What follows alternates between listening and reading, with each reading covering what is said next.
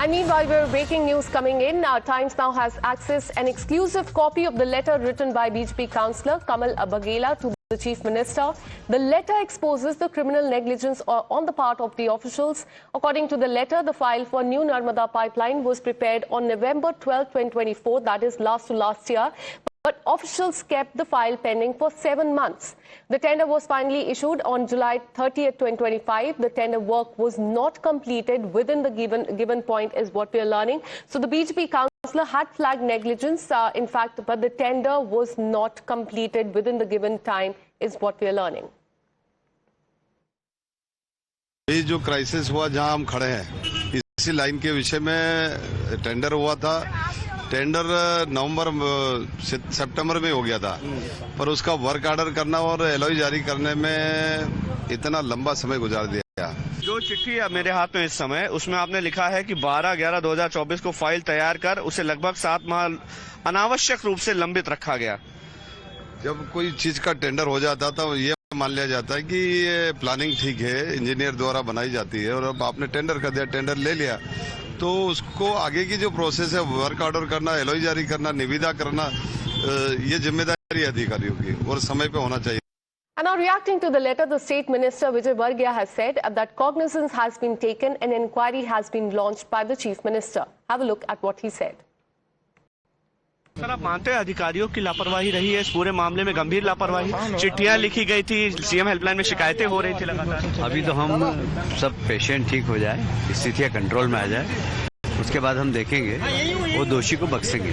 Ward 11 के पार्षद है कमल वाघेला, उनकी एक चिट्ठी भी लगातार वायरल हो रही है। उसमें वो बाकायदा डेट बाय डेट उन्होंने लिखा है कि इस तारीख को प्रक्रिया पूरी हो गई, इस तारीख को टेंडर हो गए। 6 महीने से ज्यादा लंबित रखा गया अधिकारियों के अधर्मिता ने। वो ध्यान आ गया है और इसीलिए मुख्यमंत्री जी ने जांच कमेटी बनाई। वो जांच कमेटी की रिपोर्ट के आधार पर ही हम कार्रवाई करेंगे।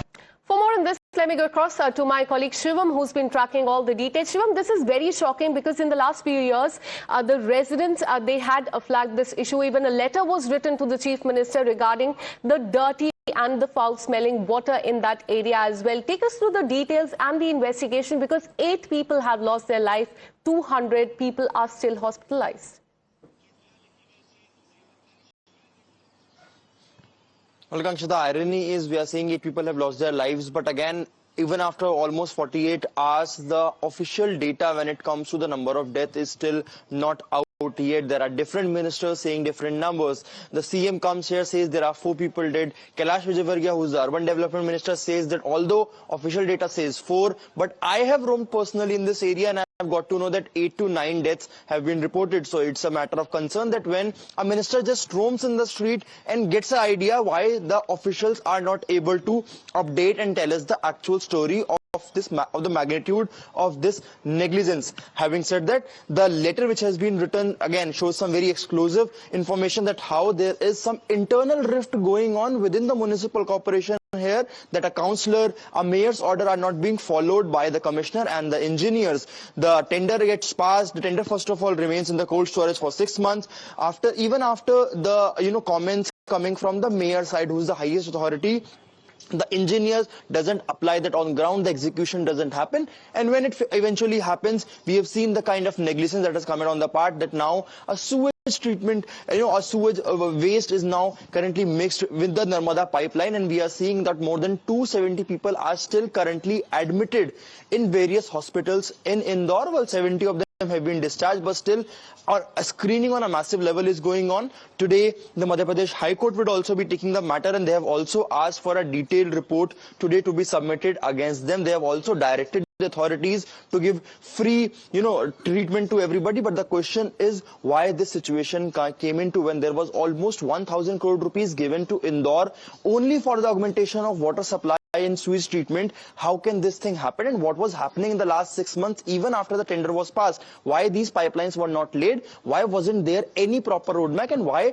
the commissioner did not follow the orders of the mayor? Why even after mayor saying repeatedly that we should not wait and we should start the pipeline was not laid, the work was not started? So these are some serious concerns, serious questions that will be raised on the part of authorities and what was happening during this time, and why the councillor has now written a letter when the issue is going on for almost 1 year. So these are some serious questions that needs to be asked and that needs some answer from the authority side. Absolutely, but it remains to be seen whether these questions will be answered or not. But Shivam, do tell us this thing. You have mentioned that the number of people who have died, the number that has been given by the authorities, that is not correct. Because the authorities have said that 8 people have lost their life. You're saying that number could be much higher. So is there an attempt by the authorities to hide the number of deaths in this case? Prakansha, again, it's very initial say. What's happening is that there are people reporting the situation of diarrhea, vomiting in different private and small clinics. Now, what is happening is the chief medical officer is taking the data every evening and compiling it and then telling the official information. But even the official press note that came last night had information about how many people were admitted, how many were discharged, how many teams on the ground, but they did not comment anything on the number of deaths. We have seen the clear deviation in the numbers from the minister's side itself. Remember the chief minister of the state coming in and saying there are 4 people dead. Yesterday, the urban development minister openly admitting that the official number is 4, but I have got to understand there are 8 to 9 deaths. So if a urban development minister openly comes and says that I am asking the people here how many people are dead, you can get an idea about how the situation is lacking here from the part of the authorities.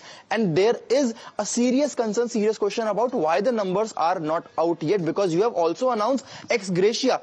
Till the time you will not announce the official death numbers, how will the authorities, how will the government finalize ex gratia, who is supposed to be given ex gratia and who is supposed to be not? So it clearly seems that the amount 2 lakh announced as ex gratia is just, just cool down the situation, while the actual numbers are still not out yet. Who will got that money is something that we still don't know. Even after 48 or 72 hours, this entire incident has come in the limelight, and it has been going on since weeks. First death was registered on 29th of December. So it's been 3 days, and still after that, if we don't have any official data, then how further things will happen is something that is again under a lot of uncertainty. Absolutely, and quite shocking that India's cleanest city is facing this drought. 8 people have lost their life, as many as 200 people. They've suffered, and they're suffering through many of the health crises as far as the dirty water is concerned. Thank you so much, Shivam, for getting us all those details.